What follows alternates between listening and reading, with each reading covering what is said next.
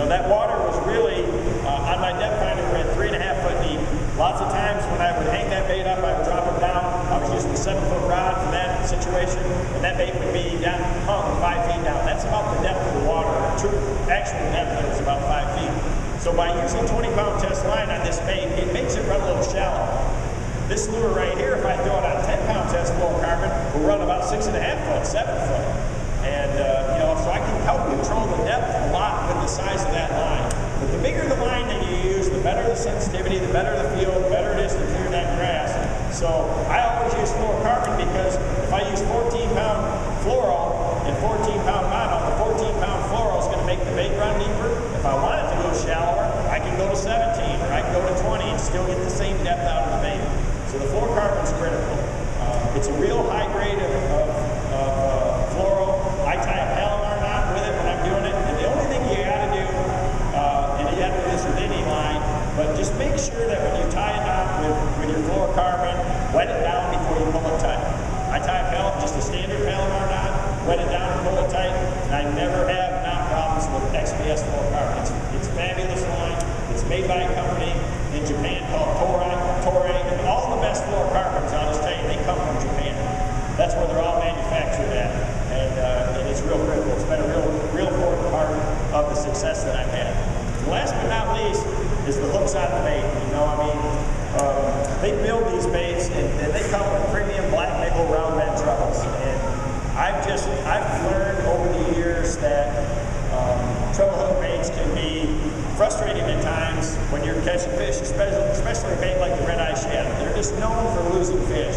And what I've learned through a lot of experimentation is that standard hooks flex. And a treble hook especially, you can get a bass hooked at one point, and even it might be you feel like it's a pretty strong hook, that hook point's going to want to bend out a little bit. If it's flexing at all, it's not penetrating.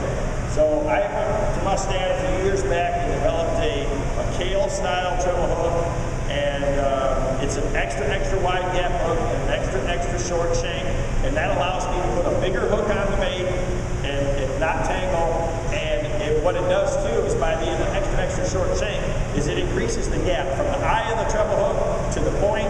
It's got a wider gap, so you get better hookability, and that hook doesn't flex. It's one extra strong. I'm throwing it, you know, in situations like that with 20-pound test line. I never lost a bass in 3 days of competition with that crankbait, the B.A.S.S Classic. Last year when I won, I never lost a bass in 3 days of competition with that hook on that red-eye shad. 2 or 3 times last year, I had a bass swat at that crankbait, caught him in the middle of the back, and landed him. And you know, that was the difference between winning and losing. So those hooks to me are a very important part of that system. And I change them on all these baits. A bait like this right here, again, it comes with number 4s. I can put 2 number 2s of the KVD trebles on there. A big bait like that Strike King 6XD, I can go from a number 2 up to a 1-off. I can put a big wide gap hook that's super strong on there. And it's just really improved the number of bites that I get to the boat when I'm fishing these type of baits. So it's a system that's been real effective for me.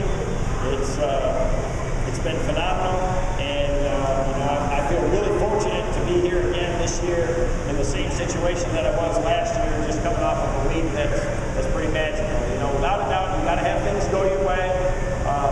You got to be fortunate.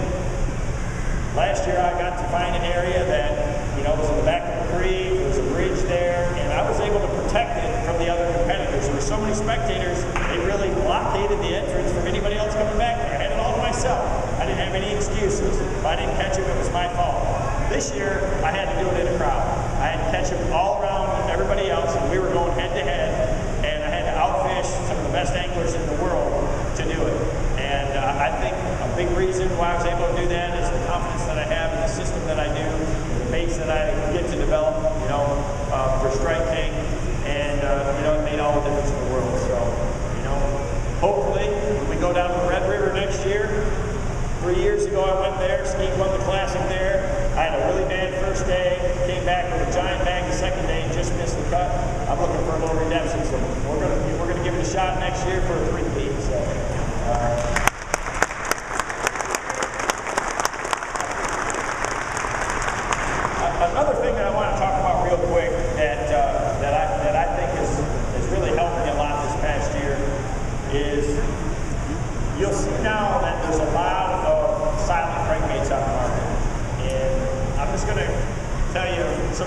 experiences that I've had with this past year.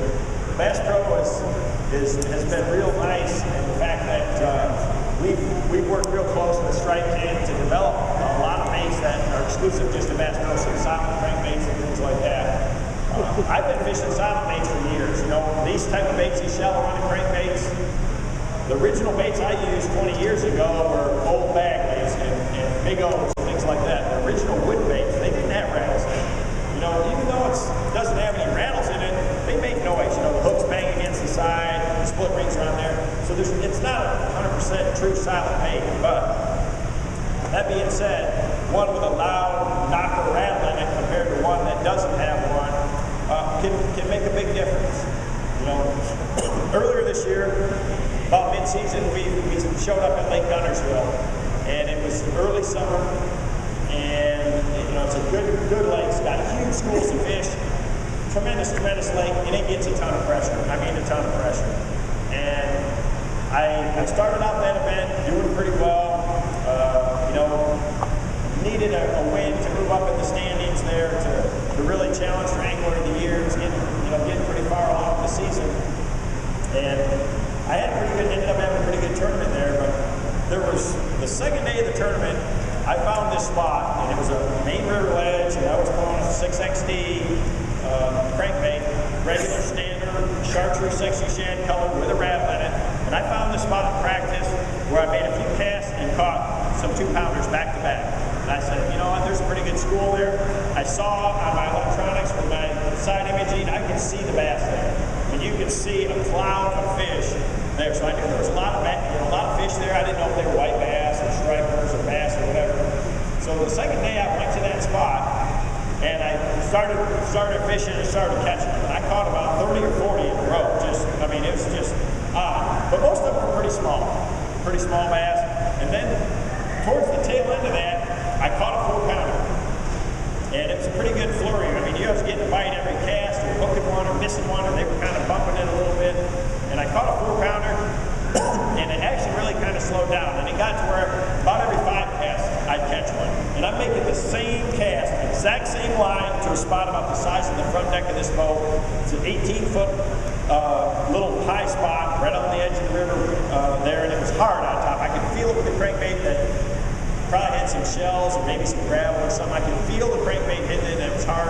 And at first, I could feel my bait hitting fish. There's so many fish there, I could feel it running into fish. And again, I was catching every cast to start with, but it slowed down. I caught that one pretty good one. Then I made about 10 casts and caught another pretty good one, and it just got to where I couldn't catch it. I picked up a football jig and I threw it out there, and I didn't get any bites. I picked up a 10-inch worm and threw it out there, and I didn't get any bites. And I said, man, surely, you know, there's got to be, I know I didn't catch all these fish. A lot of times you can pull them off a spot like that and you just disperse the school. So I sat down and I tied on a 6XD and a silent stalker version. Same exact color, chartreuse sexy shad. That water's got a nice green color to it. That's the color out there. I mean, that is the money color. I picked that up, fired it out there, and first cast, immediately I started catching. I caught them for an hour and a half straight, every cast, every single cast. Caught a 5, a 4, and then you just doubles, 2-pounders at one time, just like I'd never made a cast on this spot. And then eventually, it started to slow down too. It started where, you know, I'd make 4 or 5 casts, and you feel just bumping it, not eating it. And I said, well, shoot, picked up the rattle one, fired it back out there, every cast again, every cast. Those fish were getting conditioned to the sound. They were in such a tight area that they got conditioned to the sound of that bait. You know, and in the past, a lot of times I've been able to change colors, go from a chartreuse sexy shad to a white one, or just a blueback chartreuse or something, and get a few more bites. Or change to a different crankbait, something with a different action, has a little different wobble to it, and get a few bites. But I've never seen that night and day difference of turning fish on and turning fish off like I did that day. Well, needless to say, I did the same thing the next day. I sat on that spot. I probably caught 500 or 600 bass off one spot the size of the front deck of my boat by alternating between those 2 crankbaits. I ended up with a top 10 finish in the tournament and a good start. Well, a couple weeks later, we go to Kentucky Lake.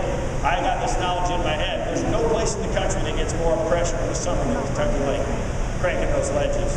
And I got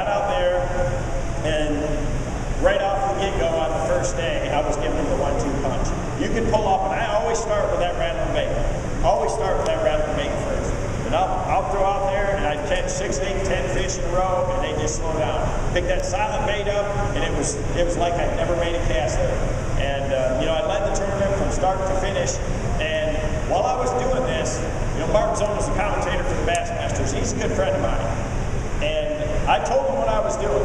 I said, Mark, I'm going out there, I'm throwing 6XD. I said, I've tried jigs, worms, spinnerbaits, the spoon, all that. I said, I'm not getting to react to it. I said, the crankbait is what they're reacting to, burning that crankbait. I said, I'm switching back and forth between the rattling one. I said, you put the silent one on, it's like you've never even made a cast there. He's like, B.S., you know.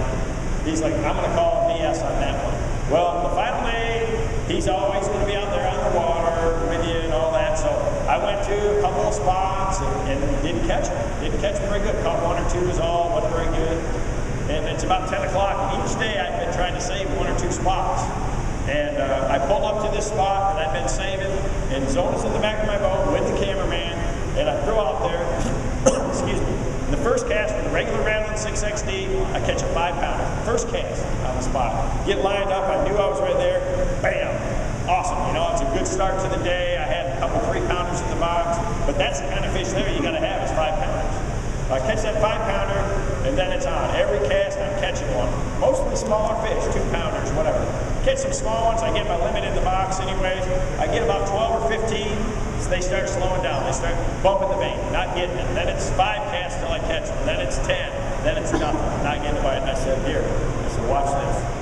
First cast, 4-pounder. Next cast, 5-pounder. Next cast, 5-pounder. Count 37 in a row after that, after doing it. He's like, oh my God, you know, whatever. And so it really makes a big difference. So anymore now, I carry both baits. You know, I mean, rattling crankbaits are absolutely, you know, they work. I mean, that's the way we build them. A lot of conditions dictated. You know, the water's dirty, things like that. Especially warm water times of the year, river fishing. You want sound.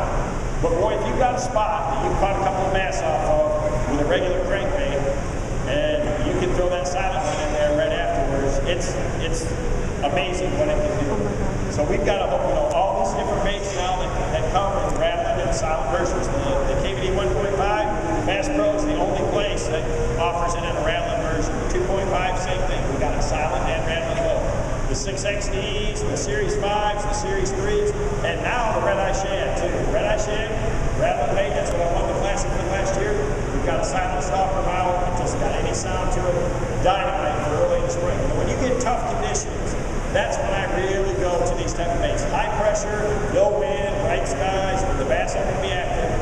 That's when that silent bait really pays off. So check them out. I think if you give them a shot this year, you'll see the same thing that I've done. It's something you got to have in your tackle box, and you want to give them that 1-2 punch. So check those out. Again, I'm going to be around, I think, here today till about 6 o'clock. There's quite a few people I didn't get to get autographs for. Love the support, love the enthusiasm. Through the season this year, I'm going to do something a little bit new. I'm not a internet guru, and I'm not all that big into social media, but my nieces and nephews told me, I said, hey, you got a Facebook. So I'm going to start kind of going through the events and things like that through the year, and you can kind of follow what I'm doing on my website or on Facebook, start posting any kind of stuff, doing some video and stuff. Yesterday I had a really cool day, got to spend it up at ESPN and go through all the shows up there, did the Mike and Mike show in the morning and that. I did some neat stuff with those guys there too, so we'll get that posted up here in a couple of days. Again, I appreciate all the support, everybody coming out. Hopefully some of the stuff that I've talked about